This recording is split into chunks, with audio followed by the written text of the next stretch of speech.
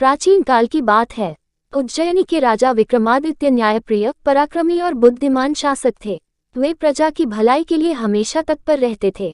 एक दिन एक वृद्ध ब्राह्मण दरबार में आया और बोला, महाराज, मुझे आपके न्याय और बुद्धि पर पूर्ण विश्वास है। मैं एक विचित्र समस्या लेकर आया हूँ।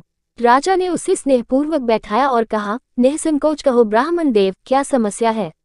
ब्राह्मण ने बताया कि उसके पास एक दुर्लभ रत्न है जो उसकी पीढ़ियों से चली आ रही है, लेकिन पिछले कुछ समय से वह रत्न अचानक अदृश्य हो जाता है और फिर किसी अजनबी स्थान पर प्रकट होता है।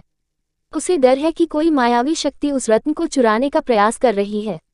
राजा ने यह सुनते ही अपने सबसे बुद्धिमान ब्राह्मण मंत्री को बुलवाया। मंत्री ने रत्न का निरीक्षण किया और फिर कुछ मंत्र पढ़कर उसकी रक्षा के लिए एक यंत्र स्थापित किया।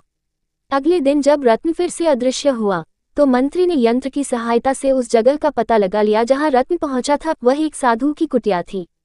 राजा विक्रमादित्य स्वयं वहां पहुंचे और साधु से पूछा, मुनिवर, यह रत्न आपकी कुटिया में कैसे आया।